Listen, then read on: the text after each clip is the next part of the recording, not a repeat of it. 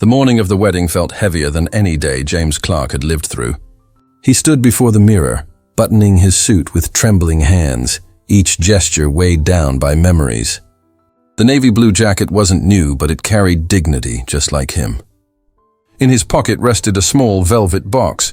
Inside, a family heirloom he had guarded for decades, meant only for this day. His daughter's wedding day. As he tied his old silk tie, flashes of her childhood danced before him. He saw her at 5 years old, wobbling on a pink bicycle he had saved 3 months' salary to buy. He saw her at 12, holding her first violin, smiling with the joy only a father's sacrifice could bring. He saw her at 18, walking across the graduation stage, her cap slightly tilted, unaware of the silent tears streaming down his face.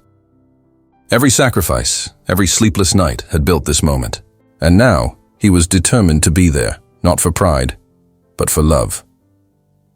The church loomed in the distance as James walked slowly toward it, each step steady but emotional. His gift, wrapped carefully in gold paper, pressed against his chest like a shield. Guests filled the entrance, their laughter echoing in the air, but he carried something far deeper than their smiles.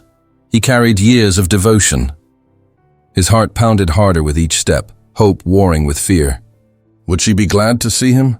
Would she remember? When he reached the gates, he paused, inhaling the scent of roses and polished wood. The sound of wedding bells stirred something inside him.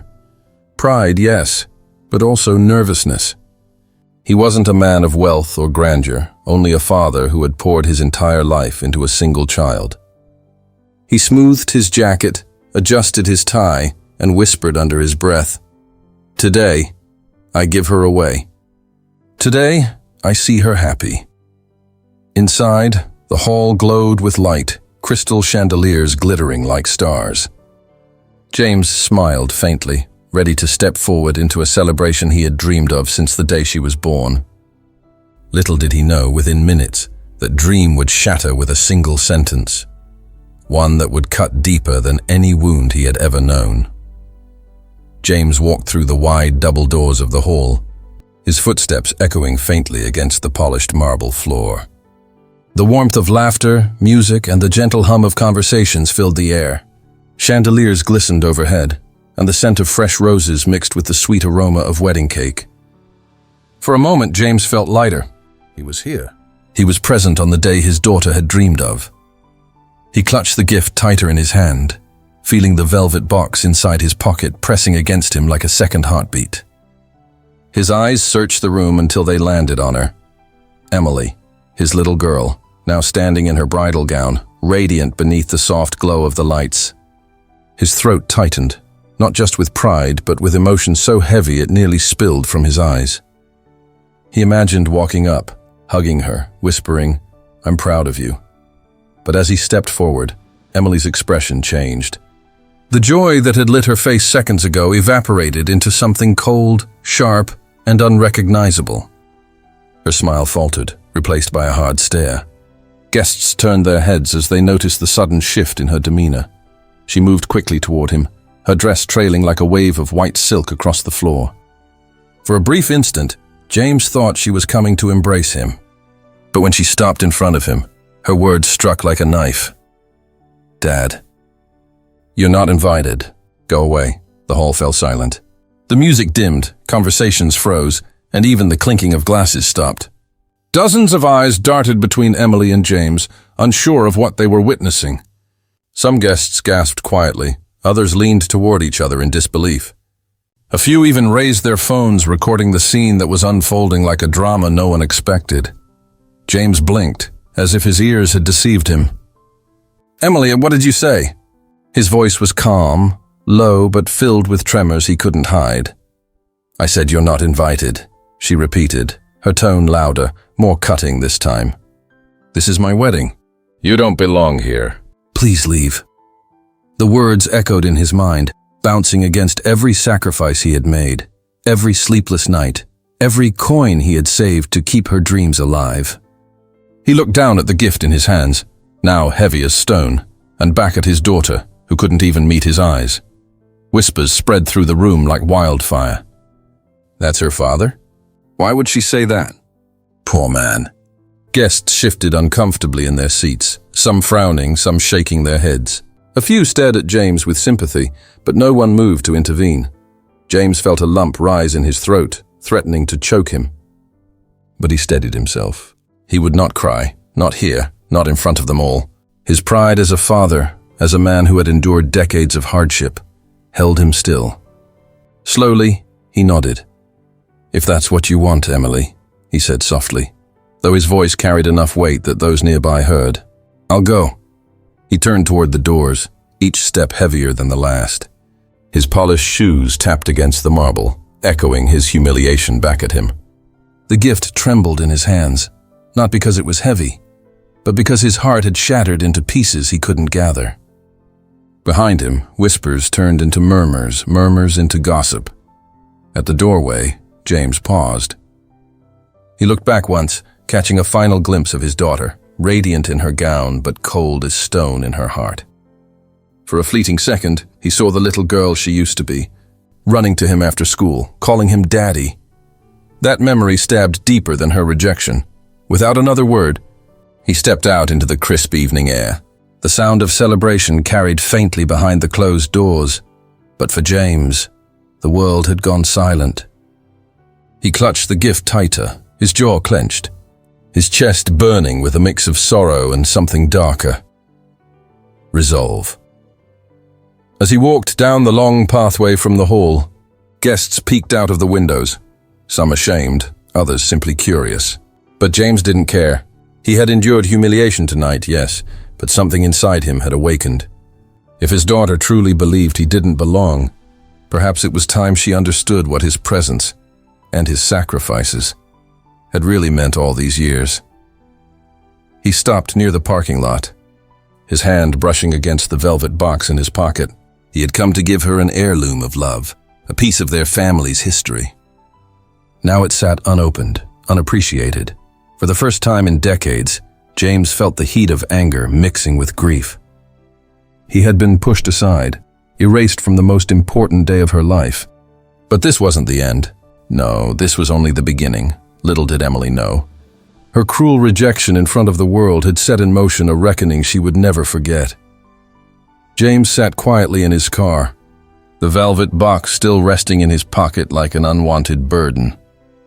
The night air was cool, but his face burned with humiliation. His daughter's words echoed relentlessly in his mind. "Dad, you're not invited." "Go away," he closed his eyes, gripping the steering wheel until his knuckles whitened, and slowly, the reel of his life began to unwind, each memory cutting deeper than the last. He saw himself at 27, holding a crying newborn in his arms for the first time. Emily's tiny fingers had curled around his thumb, her eyes shut, her breath warm against his chest. Her mother had left them soon after, unable to handle the weight of responsibility, and James had vowed that day to be both father and mother to his child. It hadn't been easy, but he had promised himself that Emily would never go without. The early years were the hardest. James worked double shifts at the factory, his hands blistered and his back aching from lifting crates. But every paycheck went straight to diapers, formula, and rent. He remembered coming home past midnight, only to find Emily asleep on the couch waiting for him, clutching a picture book in her small hands. He would scoop her up, tuck her into bed, and whisper, "One day, sweetheart, life will be better." When Emily turned 5, James saved for months to buy her first bicycle. He skipped meals, patched his shoes with tape, and walked to work instead of taking the bus. All so he could afford the pink bike she had circled in the store catalog. The day he surprised her, her laughter rang through the neighborhood as she pedaled down the street, her ponytail flying in the wind. James ran behind her, cheering, his chest swelling with pride. That memory still warmed him, even now, though it stung to know she no longer remembered. School brought new challenges. Emily's classmates had expensive lunches, trendy clothes, and brand new backpacks. James could only manage second-hand uniforms and homemade meals. He often skipped paying his own bills to cover her field trips and school supplies. Once, when she wanted to join the school orchestra, he sold his old watch, the only gift he had ever received from his father, to buy her a violin. He never told her the cost. He only smiled when she squealed in delight, hugging him tightly. Through high school, James worked 3 jobs: factory worker by day, security guard by night, and weekend handyman for neighbors. He barely slept, but when Emily walked across the stage at graduation, diploma in hand, he felt every sacrifice was worth it. She never saw him clapping the loudest from the back row, tears streaking his tired face. She never noticed the bruises on his hands from working overtime just to afford her cap and gown. College was the biggest mountain. Emily had dreamed of attending a prestigious university, and James was determined to make it happen. He took out loans in his own name, drained his savings, and even sold the small piece of land his grandfather had left him. The day he dropped her off at the dorms, she had hugged him quickly before rushing off with friends. He had stood there alone, watching her disappear into a world he had paid for but was never truly invited into. Still, he never complained. Every check he wrote, every bill he paid was an act of love. He believed one day she would understand. One day she would look back and realize how much her father had given up for her. And yet, here he was, 25 years later, turned away from her wedding like a stranger. The irony burned inside him. The same hands that had built her future were now dismissed as unworthy. The same man who had given her everything was told he didn't belong. James leaned back in his seat, his chest tightening. He thought of the violin she had begged for, the bicycle she had adored, the countless nights he had gone hungry so she could eat. Did she remember any of it? Or had those memories vanished, replaced by pride, by the whispers of others who told her she was better off without him? Tears welled in his eyes, but he brushed them away quickly. This wasn't just about heartbreak anymore. This was about dignity. Emily's rejection wasn't only cruel. It was a betrayal of every sacrifice, every drop of sweat, every ounce of love he had poured into her life. As he sat there, his humiliation hardened into something stronger, resolve. He would not let her erase him so easily. She might have forgotten his sacrifices, but the world would know. She might dismiss his presence, but she could not erase the truth. James placed a hand over the velvet box in his pocket, the heirloom he had planned to give her. For the first time, he wondered if she even deserved it. Perhaps it was time she saw the value of everything she had taken for granted, not through gifts or gentle words, but through cold, undeniable truth. The memories still cut deep, but they no longer weakened him. They sharpened him. Emily thought she had cast him aside, but she had only awakened the man who had carried her through every storm. And this time, he would not stay silent. The night deepened outside as James sat motionless in his truck, the dashboard clock ticking past 9 p.m. The velvet box still rested in his pocket, heavier now than any tool he had ever carried. His mind churned with every word Emily had thrown at him. "Dad, you weren't invited." "Go away." Over and over, the line stabbed at him like a blade. His phone buzzed again.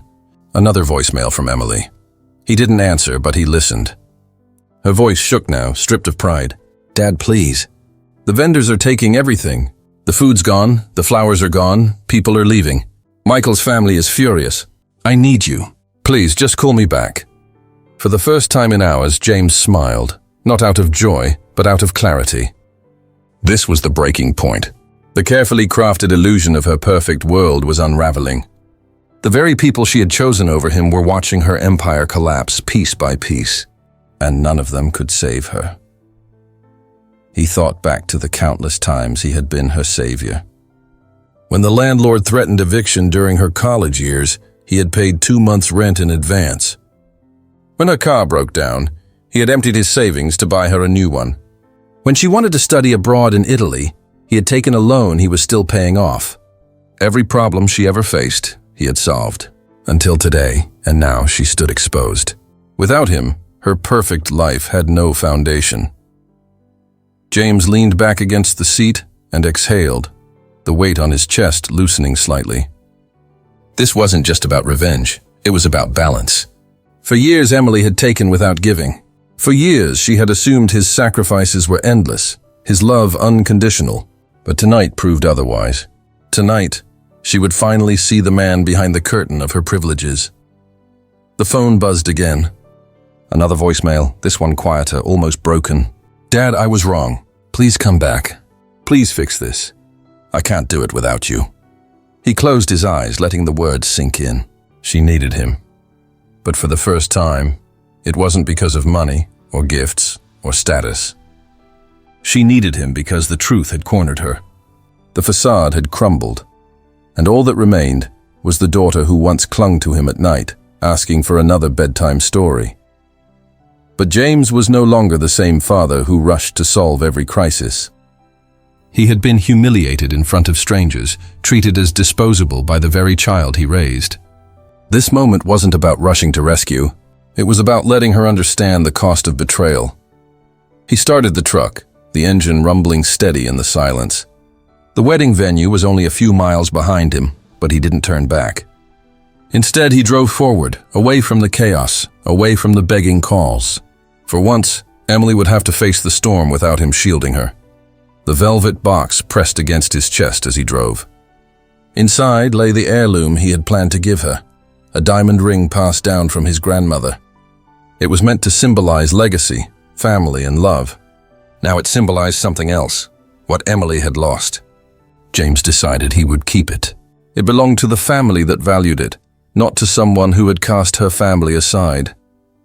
As the city lights blurred past, James felt a strange calm wash over him. The breaking point wasn't just for Emily, it was for him too. For years he had lived only for her, sacrificing his own happiness, his dreams, his comfort. But tonight marked the end of that chapter. Tonight he had finally taken his life back. Emily would call again, he knew. She would beg, plead, maybe even apologize. But this time, the decision wouldn't be hers. It would be his.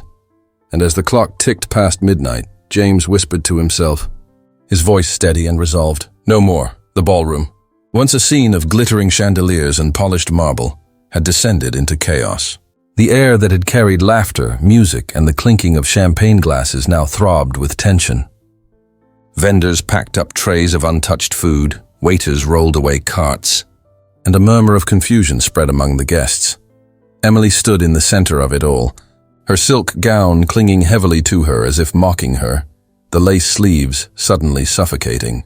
Her hands shook as she scrolled through her phone, staring at the unanswered calls and ignored texts.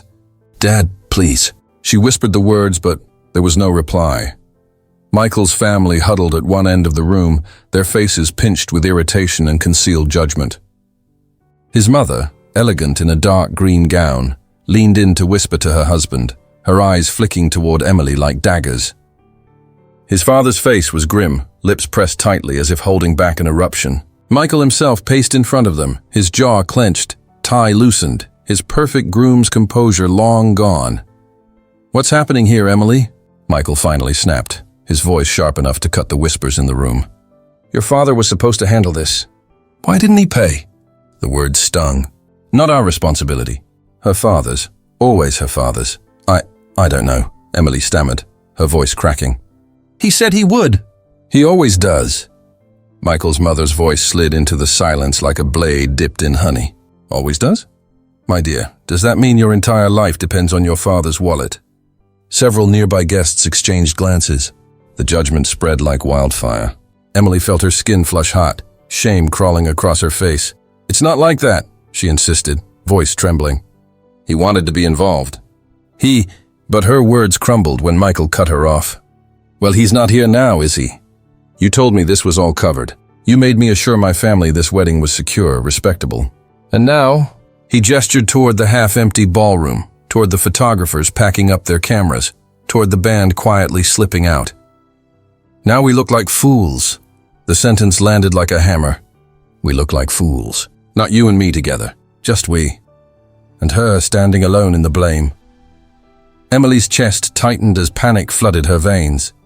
She turned in circles, searching for allies in the crowd. Childhood friends avoided her eyes, sipping their drinks in awkward silence. Distant relatives shrugged helplessly. Even her bridesmaids, once radiant with smiles, now whispered nervously among themselves, unsure whether to comfort her or protect their own reputations by stepping back. The image of her father's folders and spreadsheets flashed through her mind. She had laughed at him for being obsessive, always documenting, always preparing. Tonight she saw the cruel truth. He had been the only structure in her life. Without him, she was standing on sand. "Michael, please," she begged, grabbing his sleeve. "Just give me time. He'll come back. He always comes back."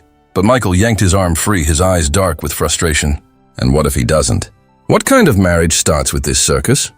His mother folded her arms, her pearls catching the light. A marriage built on deception, it seems. The words echoed in Emily's skull. Deception. The one thing she had promised Michael's family she wasn't guilty of. She had sworn she came from strength, stability, legacy. And now, in front of 200 guests, the mask had shattered. Tears blurred her vision. She stumbled backward, bumping into a chair, her voice breaking into the microphone still resting on the podium from the reception speeches. The screech of feedback filled the hall, pulling every eye toward her. I just need a minute," she muttered, but her voice echoed across the silent room, sounding pitiful and small. The whispers grew louder. "She's broke. Her father abandoned her. Did you see the way Michael's family looks at her?" Emily's chest heaved as humiliation settled like a stone in her stomach.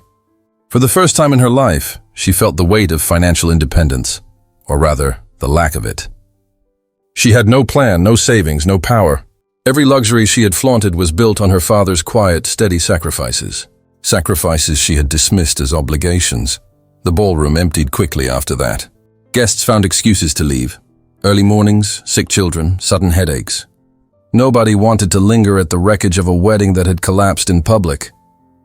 By midnight, only Emily, Michael, and his family remained. Michael broke the silence, his voice cold, almost unfamiliar. "My family and I are leaving. We'll discuss our future later." Emily's eyes widened in terror. "Leaving? Michael, you can't just—" "I can," he said, cutting her off. "Because this isn't what I signed up for.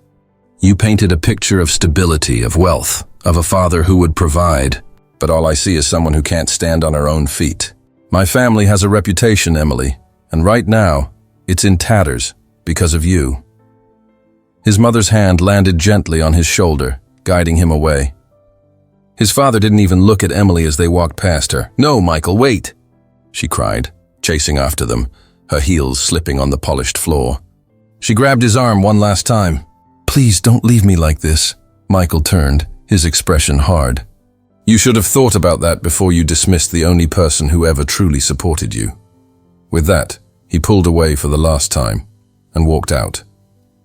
The heavy doors shut behind him, the echo reverberating through the empty hall. Emily sank to the floor, her gown pooling around her like a deflated balloon.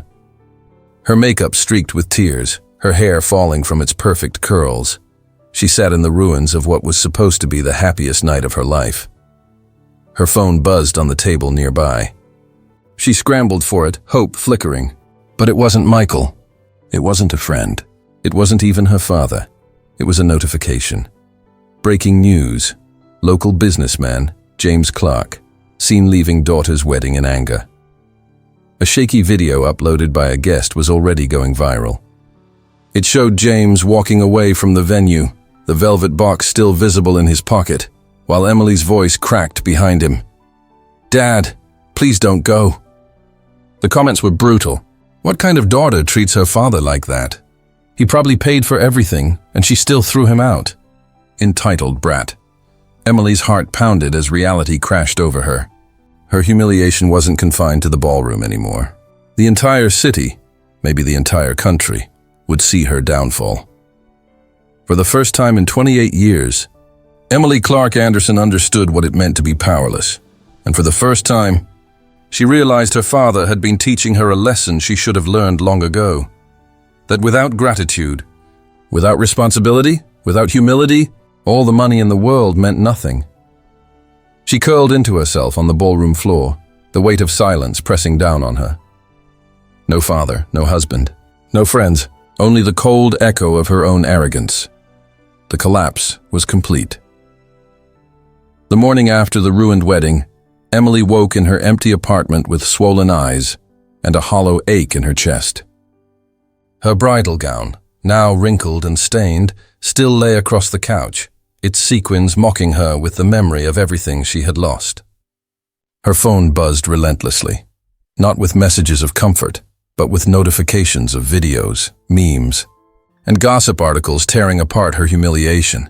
Everywhere she looked online, her name was plastered beside her father's. Wealthy bride humiliates father at wedding. James Clark walks out. Daughter's arrogance goes viral. Hashtags trended overnight. Ungrateful bride and ya poor James. Strangers who had never met her dissected her life with venom. Emily wanted to scream, to explain, to beg the world to see her side. But deep inside, she knew there was no defense. Across town, James sat in his study. The same study where Emily had once found him carefully filing documents, receipts, and letters spanning decades. The velvet box with his Medal of Honor rested on the desk beside him, unopened since the wedding. His heart was heavy, but his hands were steady as he pulled binders and folders from the shelves. He wasn't just a father anymore. He was a man preparing to hold his daughter accountable. For years, James had been meticulous. Every tuition check, every car payment, every designer gown, every rent installment, he had logged them all. Not out of pettiness, but out of habit. He believed in structure, in accountability, in the truth that one day records tell the story of a life lived. Now, those records would serve as his voice. The silence between them. Emily avoided her father for days. Too ashamed and too stubborn to reach out, she convinced herself he would calm down, that he would eventually return as he always had. But when the doorbell finally rang one afternoon, it wasn't James. It was a courier. A thick envelope was placed in her trembling hands. Inside was a letter written in James's careful, deliberate handwriting. Emily, for 25 years I gave you everything. Education, shelter, food, opportunities, luxuries you never earned. I asked for respect and gratitude in return. At your wedding, you repaid me with humiliation. You dismissed me not just as a father, but as a man. You made my sacrifices invisible in front of the world. Her hands shook as she read further. This is not revenge. This is truth. I have compiled every expense I have covered for you since your birth. Consider it a debt ledger. You demanded I step aside, so I will. You wanted to live without me, so you shall. Starting today, you will learn to live as an adult, to carry your own weight, to face the consequences of your choices, and to understand the meaning of value. You will not hear my voice again until you have proven you deserve it. At the bottom was a neat list. 12,187,632.19. Every dollar itemized. Emily's breath caught. Her world spun. She dropped the papers on the floor, clutching her chest. Her father had cut her off. The spiral begins. It didn't take long for reality to sink in. The credit cards she had used for years were suddenly declined. The rent for her lavish apartment went unpaid. The luxury car in the garage was repossessed within weeks. Friends she had once lavished with gifts and exclusive invites now ghosted her calls. Without the allure of wealth, her social circle evaporated like mist. Even Michael, the man she once believed would fight for her, sent one final message. Emily, I can't attach myself to someone drowning in scandal. My family won't allow it. I'm sorry. 2 words, and he was gone. The humiliation online deepened as tabloids feasted on the story of her fall. From riches to ruin, Emily Clark evicted. Paparazzi camped outside her apartment, photographing her carrying trash bags of clothes after being locked out. Strangers shouted cruel jokes on the street. Her pride, once her shield, became her curse. She couldn't bring herself to apologize to her father. She couldn't admit she had been wrong. She waited for him to rescue her, but this time, he never came. James's quiet resolve, meanwhile, lived in a world both heavy and free. Heavy because no father takes joy in watching his child suffer. Free because for the first time, he wasn't enabling her destruction. He kept track of Emily's decline from afar. He heard about the eviction. He heard about the car being taken. He even heard about her desperate attempt to find work. A job at a boutique that fired her after a week when customers recognized her as that bride from the viral wedding video. But James didn't intervene. Not yet. He knew that shielding her again would only reset the cycle. In his journal, he wrote, "Discipline without love is cruelty. But love without discipline is ruin. I pray she understands before it's too late." The letter that broke her one night, Emily sat alone in a cheap motel room, staring at her reflection in the cracked mirror. She barely recognized herself. Her designer makeup was gone. Her once perfect hair was tangled. Her clothes, once symbols of prestige, now looked out of place in the dingy room. Her phone buzzed. It was another letter, this time emailed, from her father. But unlike the ledger, this letter was short. Emily, I do not hate you. I love you more than my own life. But I will not allow you to dishonor everything I built for you. You asked me to leave, so I have. Now you must decide. Will you rise and prove yourself, or will you sink beneath the weight of your pride? The choice is yours. Emily broke.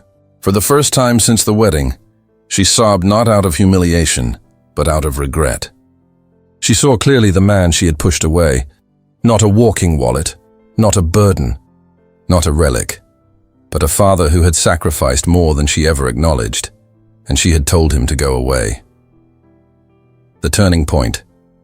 Days turned into weeks, and Emily finally realized she had only two paths left: continue spiraling into ruin, or begin rebuilding from nothing. She chose the second. It began with small steps. She sold what jewelry she had left. She applied for work relentlessly, waitressing, retail, even janitorial. Most employers rejected her once they recognized her, but eventually she found a job cleaning offices at night.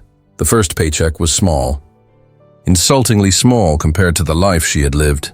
But when she held that check in her hands, she cried.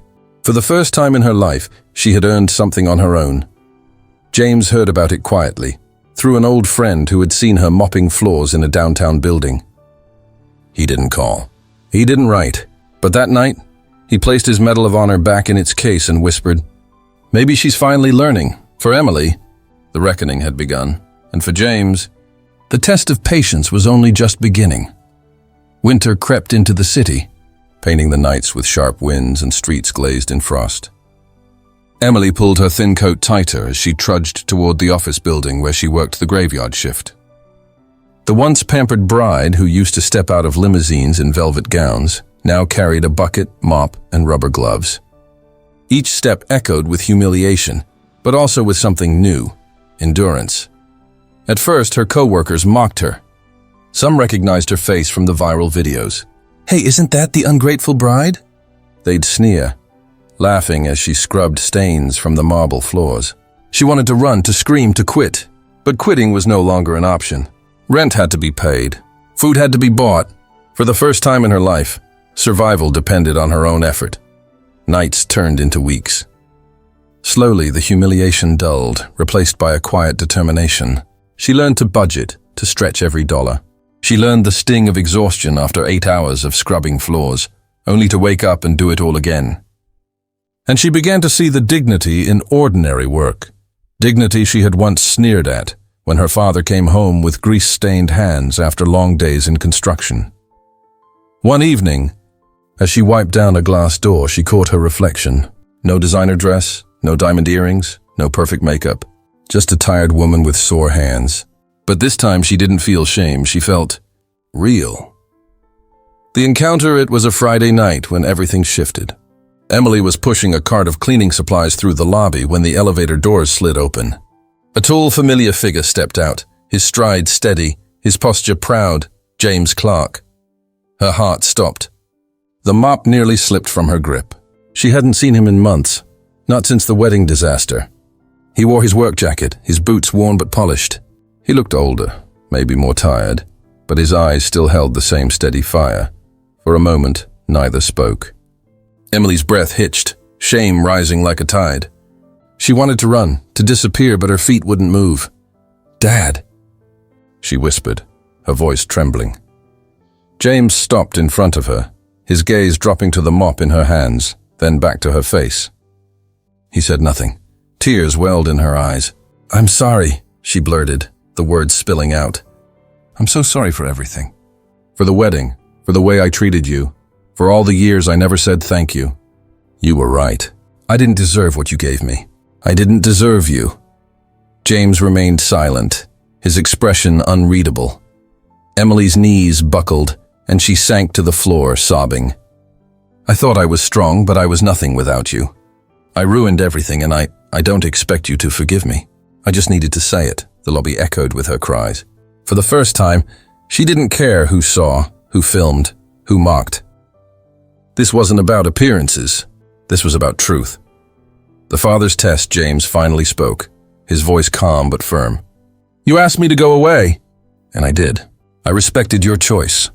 Emily looked up, tears streaking her face. I know, and I was wrong. I was blind. Please, Dad, I need you back in my life. Not your money, not your help. Just you. James studied her carefully. He saw the hollowness in her cheeks, the calluses on her hands, the humility in her posture.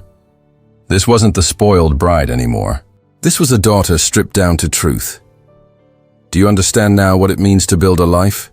He asked. She nodded frantically. Yes, work, sacrifice, responsibility. I understand. I finally understand. James's face softened, but only slightly. And gratitude? Her voice cracked. Every day I wake up, I think of you. I think of what you gave me, and I didn't even thank you once. I will never make that mistake again. Silence stretched between them, heavy but healing. Then slowly James bent down and helped her to her feet. His calloused hand, the same hand that had held hers through scraped knees and piano recitals, was warm and steady, maybe, he said softly. You're finally ready. The beginning of healing, they didn't hug, not yet. The wound was too fresh, the trust still fragile. But for the first time, they stood together without walls of pride between them. James reached into his jacket and pulled out a small envelope. I've been keeping this, he said. It's not money. It's something else. Emily opened it with trembling hands. Inside was a single receipt, her very first violin purchased when she was 12. At the bottom, in her father's handwriting, were 3 words, worth every penny. She broke down again, clutching the paper to her chest. I don't deserve you, she whispered. James placed a hand on her shoulder. Then work to deserve me. Earn it, prove it, and maybe in time we can be father and daughter again.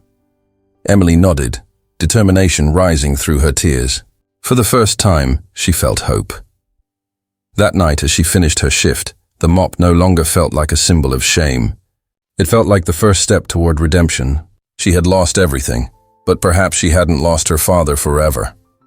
The lesson had been brutal, but it was hers now. And this time she wouldn't waste it. Spring came slowly, thawing the ice on the sidewalks and bringing back the hum of life to the city. For Emily, each passing day felt like another rung on the ladder she was climbing out of darkness. She still worked long nights cleaning offices, but she no longer carried shame in the mop or the bucket. Instead, she carried purpose. She had begun saving, small amounts at first, then more as she learned to budget carefully. Every dollar set aside wasn't just money. It was proof that she could stand on her own, proof that she had grown, proof she could one day look her father in the eye without feeling like a beggar. Her apartment was no longer a glittering suite overlooking the skyline. It was a modest one-bedroom with peeling paint and second-hand furniture. Yet for the first time in her life, she paid the rent herself. And when she turned the key in the door at night, pride flickered in her chest. The invitation. On a quiet Sunday, Emily sat at her small kitchen table with a pen in her hand. In front of her was a blank card. She had thought about this moment for months, rehearsing the words over and over, scratching out drafts, starting again. Finally, she wrote, Dad, I don't want money. I don't want gifts. I only want one thing, your time. Will you come to dinner this Friday? I'll cook. I'll clean. I'll do everything myself. Please give me the chance to show you who I am becoming. Her hands trembled as she slid the note into an envelope. She didn't send a courier. She didn't email it. She walked across town, climbed the familiar steps of her father's house, and slipped it through the mail slot herself. For 3 days, she heard nothing. She told herself not to hope, but on Friday evening, as she stirred a pot of pasta in her tiny kitchen, a knock sounded on the door. Her heart raced. She opened it, and there he was. James Clark, standing in his work jacket, holding nothing but his steady presence. Smells good, he said quietly. Emily's throat tightened. It's not fancy, but it's mine. Please come in. The dinner. The meal was simple. Pasta with homemade sauce, a loaf of bread, and a small salad. Nothing compared to the feasts her father had once paid for. But everything on the table she had earned. James sat across from her, his hands folded, watching as she served. For a while they ate in silence. The clink of forks was the only sound. Finally, Emily spoke. "I used to think love meant money. That because you provided everything, I didn't have to try. I thought respect was optional. I was wrong, and I know I hurt you more than words can fix." James looked at her carefully, his eyes softening. "And what do you think now?" Emily met his gaze, her voice steady. "Now I know love is sacrifice. Respect is gratitude. And family. Family is everything. I don't want to take anymore, Dad. I want to give." Silence hung in the air, heavy but not painful this time. Slowly, James reached into his pocket and set the velvet box on the table. Emily froze. "Dad," he pushed it toward her. "I almost gave this to you on your wedding day. Then I took it back, because I thought you hadn't earned it. Maybe now you're ready." Her hands shook as she opened it. Inside gleamed the family heirloom, the diamond ring that had once belonged to her grandmother. Tears spilled down her cheeks. "I don't deserve this," she whispered. "Maybe not then," James said. "But now you've begun to." The embrace. For the first time since the wedding, Emily stood and wrapped her arms around her father. This time he didn't hold back. His arms closed around her, strong and warm, carrying forgiveness, pride, and love. Neither spoke for a long time. They didn't need to. When they finally pulled apart, James said quietly, "You've still got a long road ahead, but I'll walk it with you." "Not to carry you, but to walk beside you," Emily nodded, smiling through her tears. "That's all I ever wanted." The new beginning that night, as they washed dishes side by side in her tiny kitchen, Emily realized the story wasn't about her fall or even her suffering. It was about learning, the kind of lessons money can't buy and pride can't teach. She had lost everything once, but in losing it, she had gained the one thing she never wanted to live without, her father, and this time, she would never let him go.